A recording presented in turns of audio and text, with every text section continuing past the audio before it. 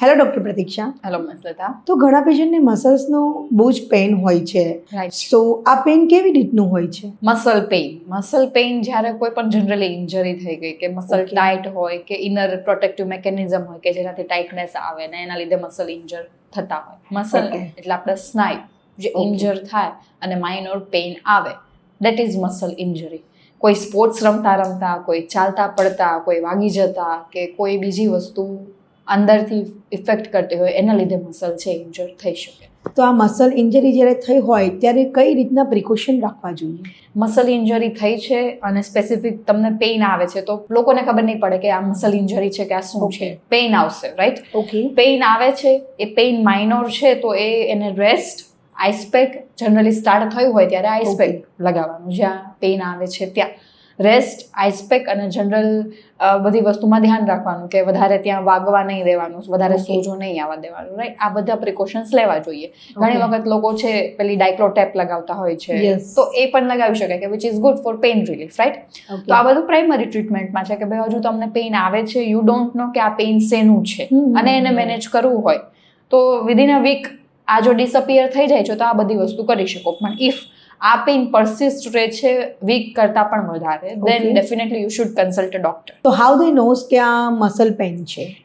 એ તમને નહીં ખબર પડે, પેશન્ટને નહીં ખબર પડે કે આ જે છે મસલ ઇન્જરી છે કે બીજી કોઈ વસ્તુ છે કે જેના લીધે પેઇન આવી રહી છે. એઝ આઈ હેવ સેડ કે પેઇન જો વીક કરતાં વધારે રહે તો definitely you should consult a doctor, અને એક ડોક્ટર જ ડાયગ્નોસિસ કરીને કહી શકશે કે વેધર ઇટ્સ મસલ ઇન્જરી કે જેના લીધે પેઇન આવે છે કે બીજી વસ્તુ છે કે જેના લીધે પેઇન આવે છે. સો મસલ ઇન્જરી જેને હોય છે એ લોકોને કયા ડોક્ટરને કન્સલ્ટ કરવું જોઈએ?